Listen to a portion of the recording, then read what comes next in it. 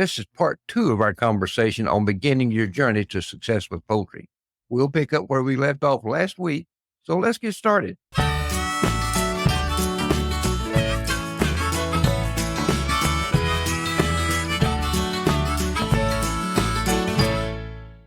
want to touch on something that we can lose sight on sometimes, and that's learning how to identify good birds, great birds, and truly exceptional birds. And there's a big difference. If you raise 100 birds, usually you're going to find about 10 that are good enough to help move your flock forward. Okay. And if you find that 1 in 100 bird, you know it. It doesn't happen often, but when you do. No. Good birds, you can produce good birds regularly. Producing great birds, those that can have a profound impact on your breeding program, come along less frequently, much less frequently than good birds. And the truly exceptional bird is really a once in a lifetime thing. Those are birds that look like they're supposed to, grow like they're supposed to, and lay like they're supposed to. They're also birds.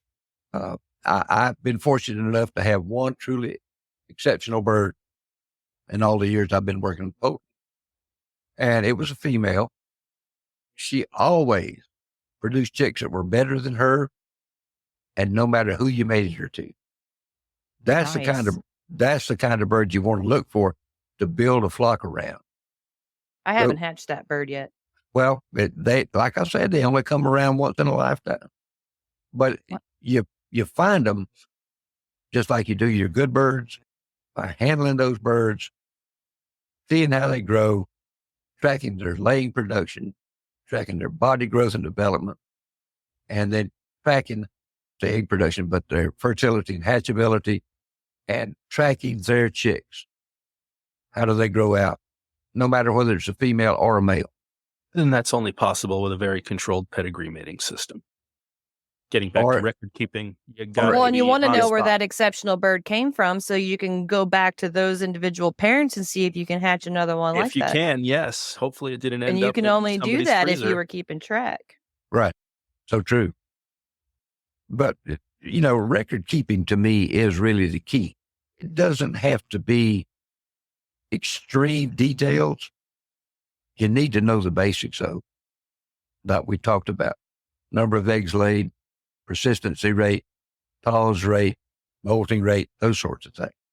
All come into play. But the more you know about your bird, the better job you can do getting that flock to where you want it to go. It can't be a willy-nilly shotgun approach, throw a male in with 10, 12, 15 females. It's hard to make progress that way. Extremely hard to make progress that way.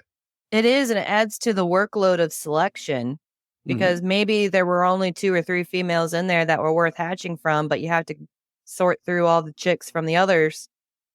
And then you still don't have confirmation on who your best producers were because you don't know where those chicks came from. Right. And they're going to drag down your overhead because now you have the ethical dilemma of feeding them out to harvest and, trying to recover some of your investment. It's what I refer to sometimes as shot in the dark breeding. Yeah. You don't. And you'll get lucky. You just wouldn't be able to recreate it. Right, exactly. I've heard it referred to as blender breeding. There's a lot of good terms for it. Yes. But pedigree breeding is where it's at. Knowing what rooster and what hen produced what offspring. And if you can backtrack to find out what rooster and what hen produced those rock stars and be able to reproduce that. Which brings me to something else. Once we identify those great birds or exceptional birds, how do we build a flock around those? And I'm not going to go into a lot of detail here because I know Mandy's got another whole show based around breeding. Yeah, but I really want to hear it. Well, there's a couple of basic types. As I am. Well, you've got some basic types of breeding that most. Well, we talked about flock breeding. Yeah, flock breeding. You multiple females to one male. And then you've got line breeding, which is breeding loosely related birds together. Line breeding is not just a tool for showbirds. It's a tool for whatever you want to cross. These hybrid birds all come from line bred flock. 16 generations to produce a broiler chick. There's 16 generations of parents that have been line bred to produce that one broiler chick. Think about the record keeping that went into that. It was very scientific. Yes, very much There's so. billions of dollars invested in the poultry industry at that level. And then some folks do inbreeding, which is breeding together very closely related birds. You don't want to do that too often, but it's another tool to use on occasion. It's a very powerful tool for selection. Yes. If you're careful with it. Line breeding will begin to sort out your good birds from your bad birds. Okay. And so you can begin to know where they came from. So then you can start to really get down serious with your production breeding. Inbreeding, that will really sort out the good from the bad. It'll tell you what's in your flock. If you have any skeletons, they're going to pop up fast. I did 7 generations of full brother and sister with my red bantams because I had found brother and sister that were small. My birds were frankly, they were too big. And I wanted to reduce the size. So I did 7 generations of these 2 small birds and their progeny, full brothers and sisters. And I was able to fix that small trait. But you got to pay attention. You got to pay attention to the vigor in your bird because inbreeding can really help you or it can kill your protein. That's true. I've seen it where it fizzled out quickly and just, 2 or 3 generations is all it takes to completely get off track and lose some really important stuff. And it all boiled down to the selection of the individuals that were going to be used because you can't breed that tight and do that in a big clan environment. Yeah. I talked about line breeding and how it can really help you.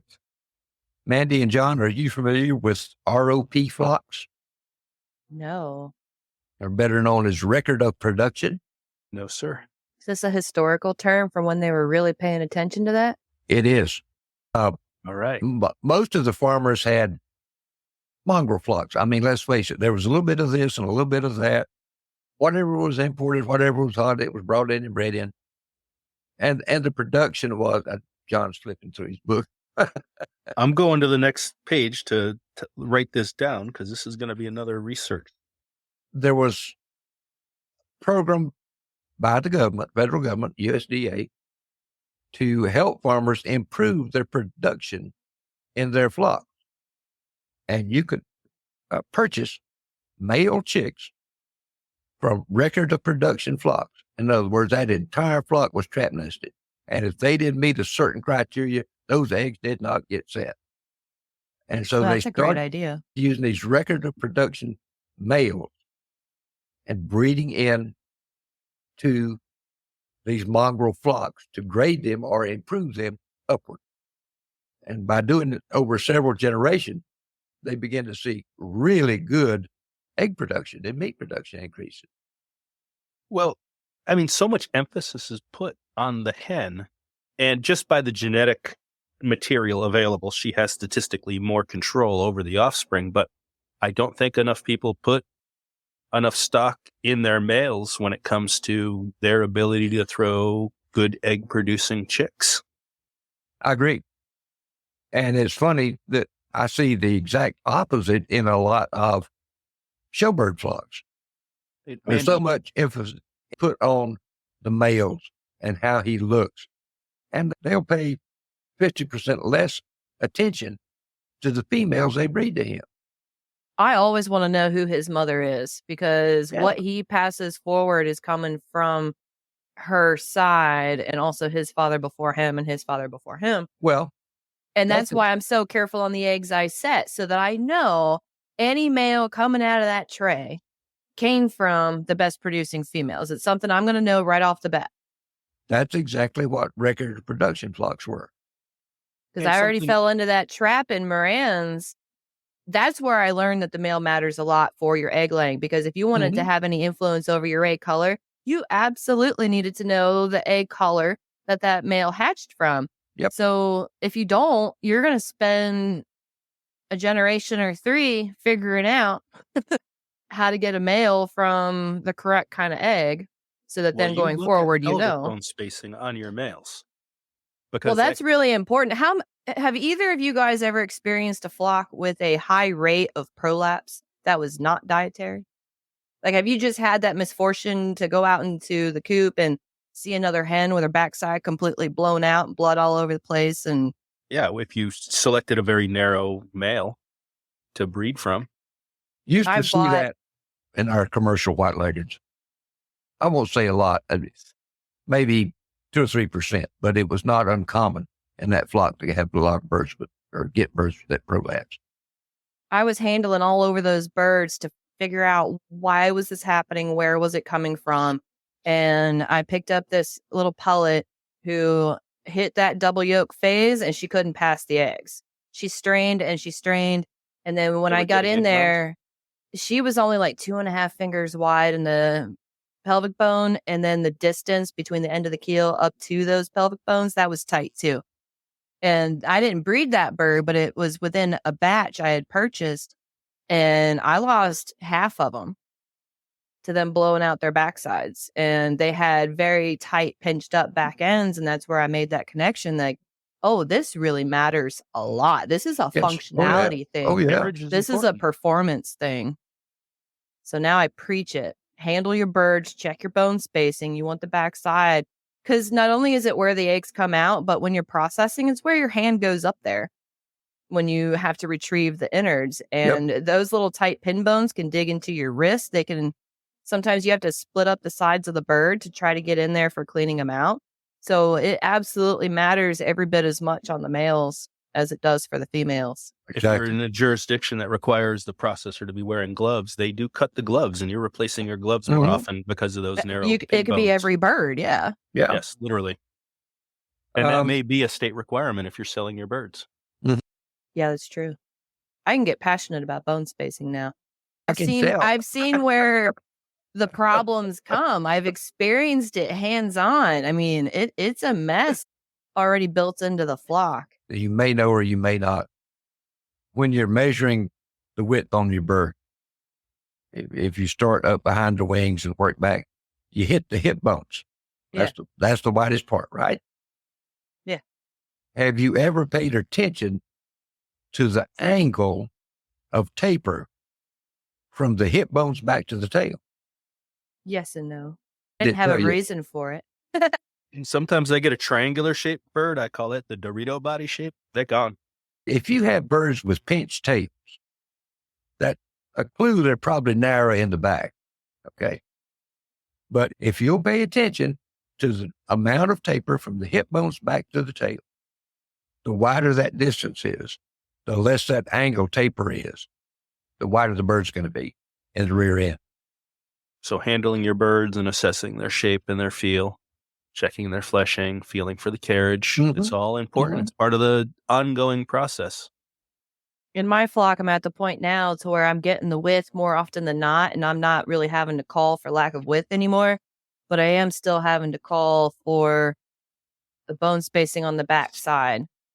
And there's a little bit of a taper that I like to see, but not overly pronounced because it goes into a too tight little space. Yep. But the straight shot going back, I haven't seen that accompanied with the width. You don't want it to go straight back. Okay. You still need some taper. But if it's a sharp taper back to the tail, they're going to be narrow. They're going to have pinched tails. If Yeah. it's more gradual taper back to the tail, but still a taper, okay, those are going to be good wide birds. Now I feel like I need to go figure out what that angle is when they have the body width and they go back to like a 2-finger width on a cockerel. What's that angle like? I'll probably have to pluck them to get a good look. You gonna get out I- there with your micrometer and protractor? I'm going to confess I never measured it, okay, but I did when I was doing body evaluations on birds. I'd have some birds up in a pen, and I'd handle one bird, then I'd go to the next one. Well, is this bird I'm handling now wider than that other one? Is his body depth better? Okay, well, he just moved up a peg. He may stay. And I just would sort through them that way, just based on feel, not actual measurement. That worked for me. Measuring, physical measuring may work better for y'all. And I know with John's scientific background and training, he's probably going to be one that actual measures. He's an actual I wouldn't measure. doubt it. Huh. He's influencing me to go look and ask, what does your hand measure? What's your specific finger width? What are we actually looking at here? Well, we've joked about that because you have people that watch your videos that have asked you for your hand measurements, as have I, and I have a tracing of my hand on graph paper that I send to people. But you didn't write down the dimensions. No, that's not the important thing. Everybody's hand is different, but it's a comparative analysis flock. Yeah. When you pick up a bird and check one, you remember that, and you go to the next one and you say, this is better or worse, and go to the next one and say, this is better or worse. And eventually you develop a feel for the flock and you start to self-sort. Now, for those who are beginning, know your birds. Yeah, exactly. No, through, just simple familiarity and going through repeatedly. But when you're just getting started and you have this flock in front of you and you haven't ever handled them before, I get the question a lot of, well, where do you start? What am I looking for? Well, you start by grabbing the first bird you can put your hands on. It doesn't have to be any particular bird. You just grabbed bird one. And it doesn't matter which one, because every bird after that one is going to be better or worse. They're going to have their differences. So you just pick one, get familiar with what it feels like, set it aside, probably in your middle pen if you've got a 3-pen situation that you can sort into. So then every bird after that goes into the better pen or the worst pen, or if it's really similar. And then you come out of your sort and you see your results. You don't think about a quota. You don't think about how many birds do I need to find because I'm looking for 5. You'd never put a number on it. Just grab a bird, get familiar, sort through the batch, and evaluate what you have left. Mandy, you're so right. That first bird is your baseline information. And from there on out, are the birds better or worse than that first bird? Yeah, that makes it easier. It makes it a lot less daunting. It's just bird against bird. And you don't want to worry about, well, what's the breed known for? What are the other flocks doing? It's not about that because you don't have those birds. You have the birds in front of you. So it's peer against peer in your own flock. Right. Don't go by what somebody else tells you. Okay. How many fingers to look for, how wide the back should actually be. Their birds are not your bird. Your birds are going to be different. Yeah, they might already have a decade of hard selection in that. They might be the result of a line cross where it's going to get weird from there. And as we've seen firsthand, environment can drive epigenetic expression. There's a fancy term for you. But if we take the exact same eggs from Ohio and ship a dozen to Alaska and a dozen to Florida and grow them out, they are going to express differently based upon the environment that they've been grown in. And the husbandry practices. And the feed. And everything else. They're going to be the result of their breeding, but also their environment. So it's finding the bird that does best for you in your environment with your practices and in the totality of things. It goes back to the title of Ralph Sturgeon's book. Start where you are with what you have. Well, the second part of that statement I found later in the book is to learn the techniques and processes, I think is the rest of it. I don't have the book here, but check me on that. It's very similar to that. But I found where the title came from and I'm like, but it's really great for finding out what's going to work for you. Well, and that's going to tie in with what your goals are. Yeah. And I apologize. I've got us pretty far down a rabbit hole here. But well, that's where the best stuff comes out, Rick. It really does. Let's talk just a little bit about a bird's need for light to be productive, to lay egg. John, what do you think? How many hours of daylight do they need to be good egg layers? Ideally, I time my hatches in the late fall, early winter so that I'm able to come off supplemental lighting and get them onto natural lighting so that they're coming into production just as we're hitting 14 to 15 hours of daylight. I want to delay that first egg a little bit to build more body capacity if I can, and I don't want it to cost me more in electricity for artificial lighting. So I want to get them off artificial lighting as early as possible and off supplemental heat. Mandy, what about your flock? How many hours of daylight do they need to lay good?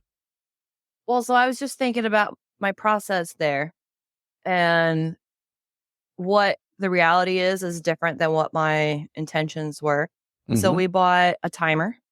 We installed it into the barn. That way the lights would kick on at whatever time I chose in the mornings. And it would stay the same year round because, production.